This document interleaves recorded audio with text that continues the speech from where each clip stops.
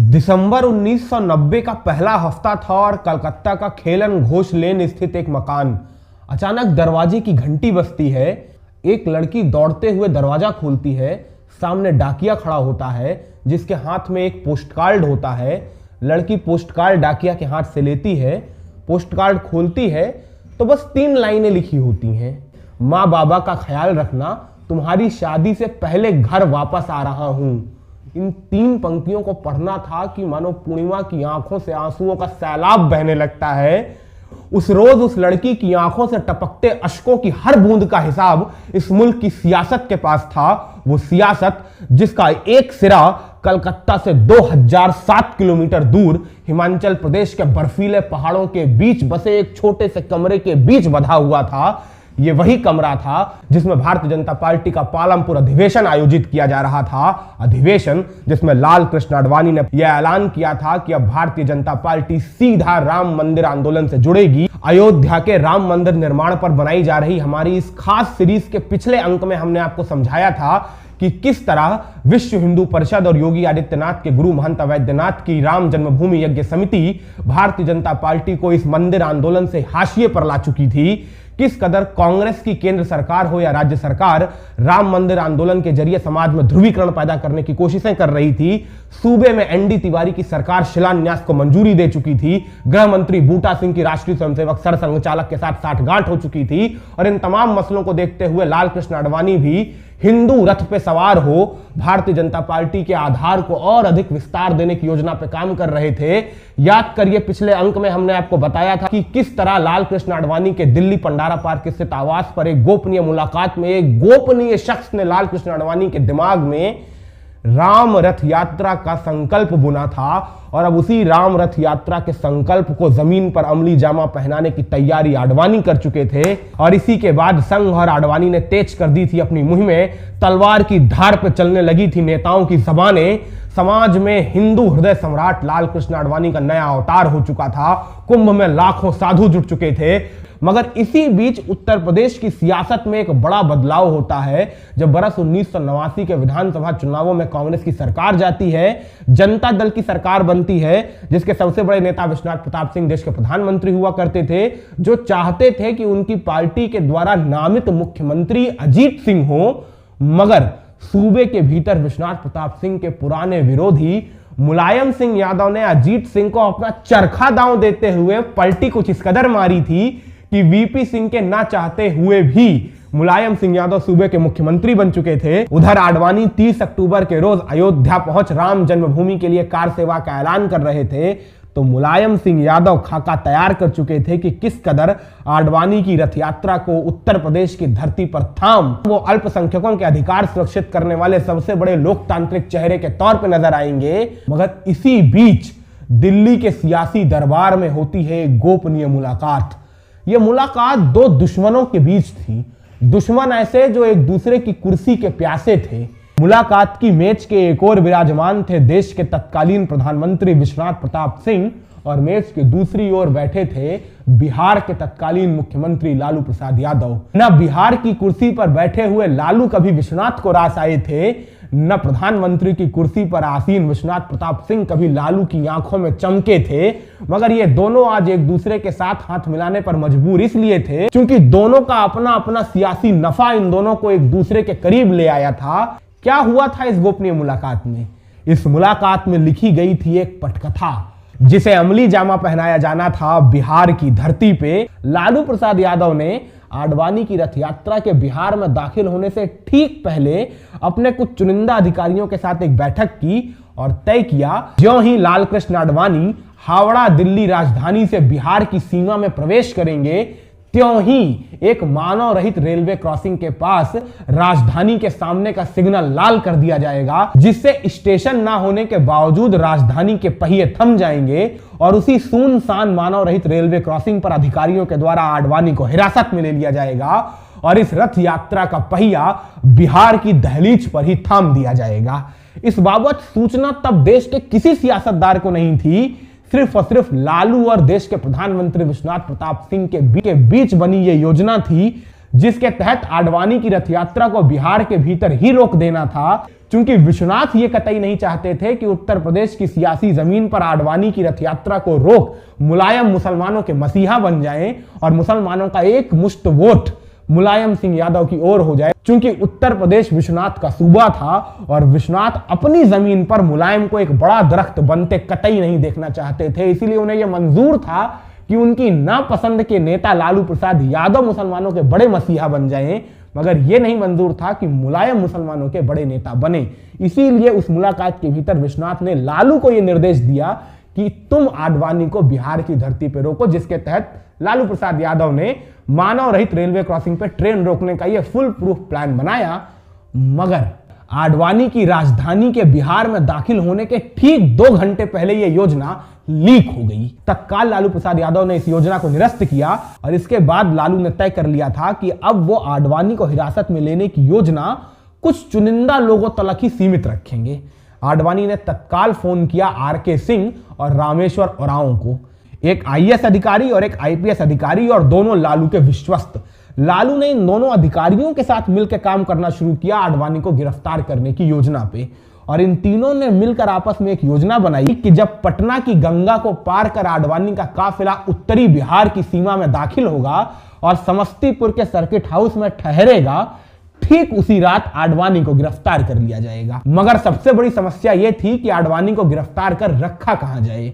अचानक लालू प्रसाद यादव के जहन में एक खूबसूरत सा पहाड़ों की घाटियों में बसा एक गेस्ट हाउस आया। यह दुमका जिले में अंग्रेजों के द्वारा बसाया गया खूबसूरत मासनजोर का गेस्ट हाउस था, जो देश के सबसे खूबसूरत सरकारी गेस्ट हाउसों में से एक आता है।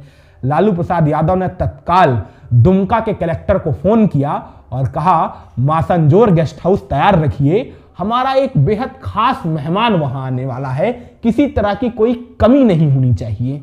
जिसके बाद लालू प्रसाद यादव और इन दोनों अधिकारियों ने मिलकर आडवाणी को गिरफ्तार करने की योजना पर काम करना शुरू किया। तय किया गया 22 और 23 अक्टूबर की मध्य रात्रि में जब समस्तीपुर सर्किट हाउस में आडवाणी सो रहे होंगे, तब आडवाणी को अचानक हिरासत में ले लिया जाएगा। मगर अचानक रामेश्वर ओरांव ने लालू के समक्ष सवाल दागा कि आडवाणी को गिरफ्तार कर अगर सड़क के रास्ते से मासनजोर लेके जाएंगे तब तो दंगे भड़कने की पूरी गुंजाइश है। लालू प्रसाद यादव को ओरांव की इस बात में वजन लगा। लालू ने तत्काल अपने व्यक्तिगत चौपर चालक से संपर्क साधा और कहा, सुबह तड़के तैयार रहना, मेरे एक खास मेहमान को समस्तीपुर से मासनजोर ले जाना है। जिसके बाद पांव फटने से पहले ही ब्रह्म मुहूर्त में आडवाणी को जगाकर उनकी गिरफ्तारी कर ली गई और तत्काल उन्हें लालू प्रसाद यादव के चौपर में बिठाकर मासनजोर के गेस्ट हाउस ले जाया गया, जहां लालू प्रसाद यादव ने सुबह सुबह ही आडवाणी को व्यक्तिगत रूप से फोन कर उनका हालचाल लिया और समझाया कि आपको गिरफ्तार करना आवश्यक था, बुरा मत मानिएगा, ऐसी ऐसी वजूहातें थीं। शांति व्यवस्था जैसी वजूहातें गिनवाई लालू ने, मगर इसके सियासी मायने आडवाणी भी समझ रहे थे और आडवाणी मुस्कुरा भी रहे थे खुद के गिरफ्तार होने पे। जानते हैं क्यों?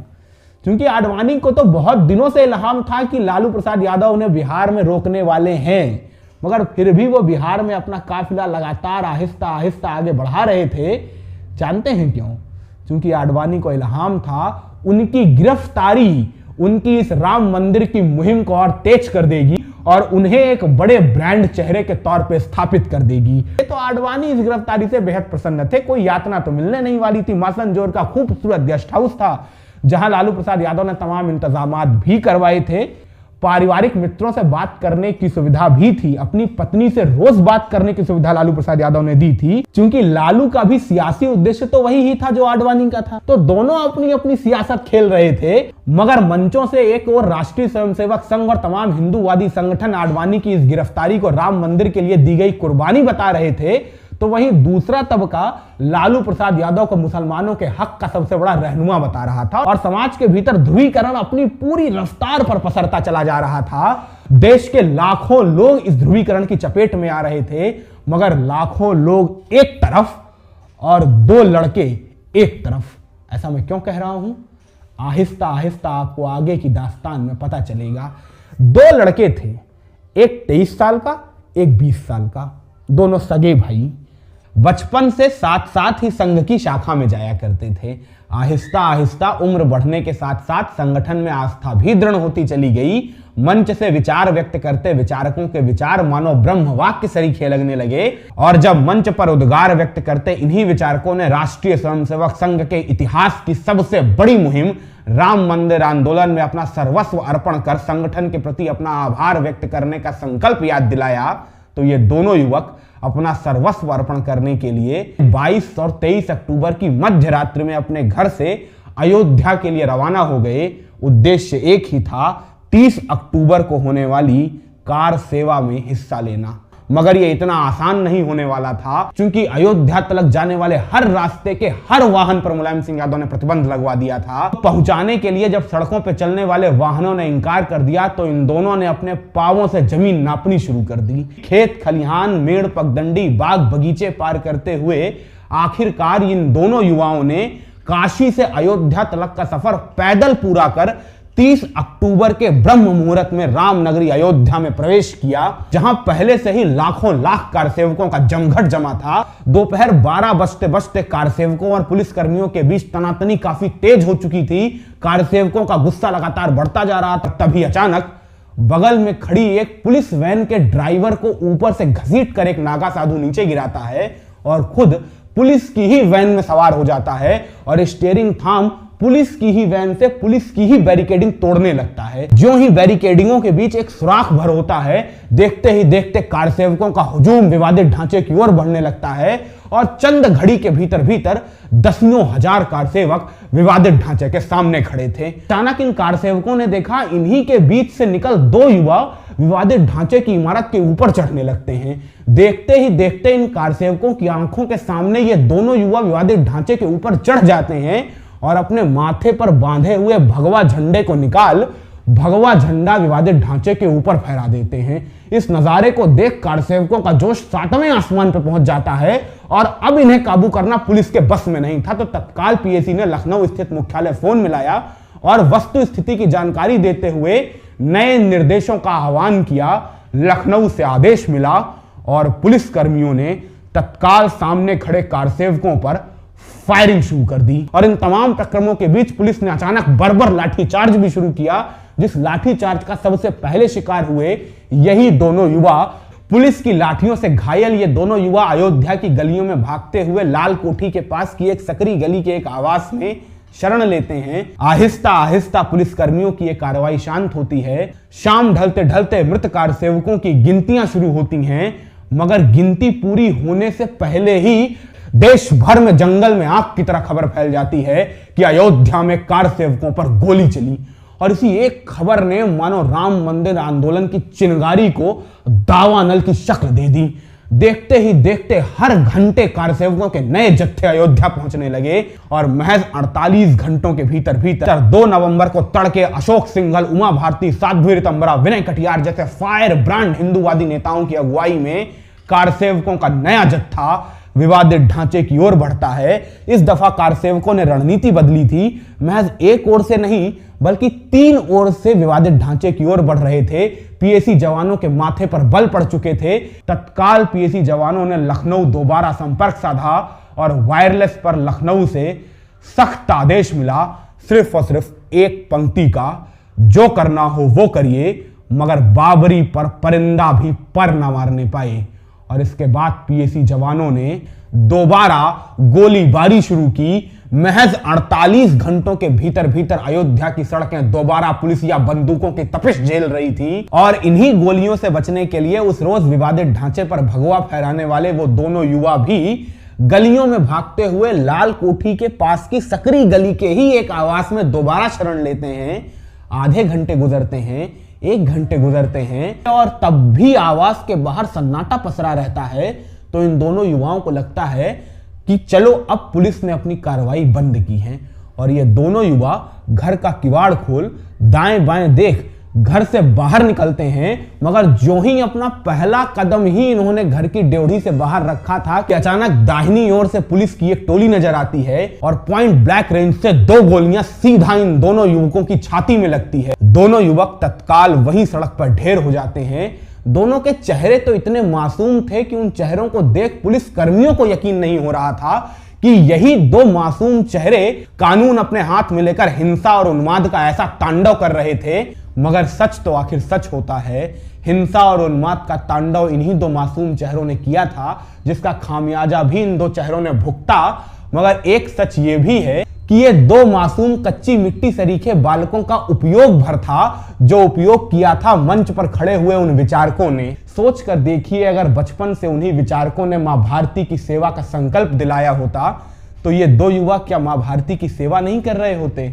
मगर दुख और दर्द महज इतना भर नहीं था कि ये दोनों युवा मां भारती के काम ना आ सके, बल्कि दुख और दर्द की एक दास्तान तो रामनगरी से 2050 किलोमीटर दूर कलकत्ता के खेलत घोष लेन स्थित उसी आवास में लिखी जा रही थी, जिस आवास की ड्योढ़ी से हमारी आज की दास्तान शुरू हुई थी। यानी अपने हाथों में पोस्ट कार्ड लेकर बिलखती हुई पूर्णिमा की आंखों से झरते हुए आंसुओं का हिसाब तो अभी करना बाकी ही था, क्योंकि उस पोस्ट कार्ड में लिखी हुई वो तीनों पंक्तियां इन्हीं दो युवाओं ने लिखी थी, जिनकी मौत का समाचार 2 नवंबर 1990 को ही इस आवास में दस्तक दे चुका था। मगर अयोध्या से लिखा हुआ उनका ये खत 4 दिसंबर 1990 के घर की चौखट पर आया था।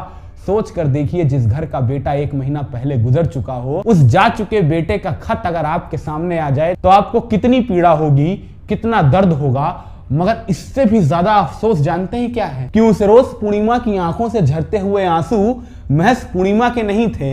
हिंदुस्तान भर में इस घटना के बाद दसियों हजार लाशें बिछी और हर बिछती लाश के साथ जुड़े हुए लोगों का वही हश्र था जो उस रोज 23 बरस के राम कोठारी और 20 बरस के शरद कोठारी के माता पिता और उनकी बहन पूर्णिमा का हुआ था।